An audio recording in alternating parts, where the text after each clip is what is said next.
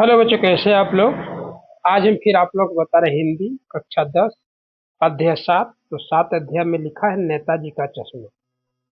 तो चलिए इसका 1 नंबर का क्वेश्चन पढ़ रहे हैं। ये बहुत इंपॉर्टेंट क्वेश्चन है, ये परीक्षा में आने के योग्य है, तो आप इसे याद जरूर कीजिए, अपने कॉपी में उतार के इसको जरूर याद कीजिएगा।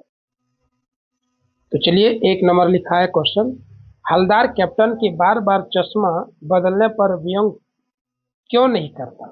इसका उत्तर लिखे हैं, हलदार स्वयं देशभक्त और सकारात्मक मनुष्य है, इसलिए वह अच्छी बातों का आदत करना जानता है, उनकी कमियां निकालना नहीं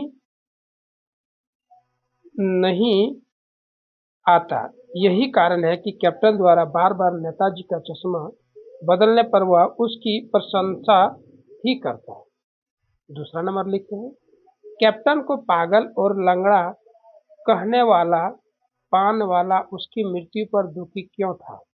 तो उत्तर लिखे हैं, जब कैप्टन जीवित रहा पान वाला उसे सन की आजुआ मानता रहा, वह उसकी देशभक्ति का भी मजाक उड़ाता रहा, वह उसके लिए हंसी का पत्र था, परंतु उसकी मृत्यु पर उन्हें अनुभव हुआ कि केवल वही सुभाष की मूर्ति की चिंता करता था।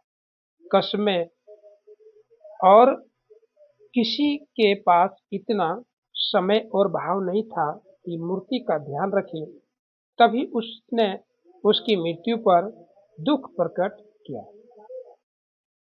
3 नंबर लिखे, चौराहा पर मूर्ति लगाने का क्या उद्देश्य हो सकता है।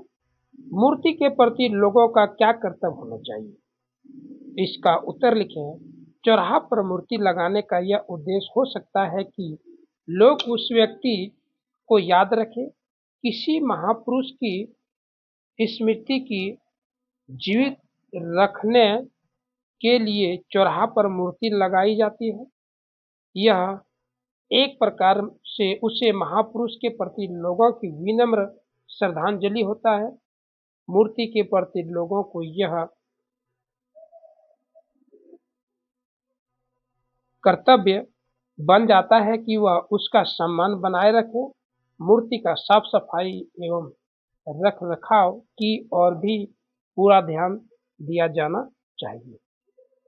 नंबर 4 लिखे हैं, हलदार साहब हमेशा चौराहा पर रुक रुक कर नेताजी की मूर्ति को क्यों निहारते थे।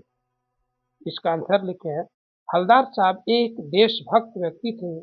चौराहा पर नेताजी की मूर्ति को देखकर उन्हें प्रसन्नता हुई, लेकिन नेताजी के नाक पर संगमरमर के चश्मे की जगह पर मानवीय चश्मा देखकर उन्हें बड़ा कुतूहल लगा।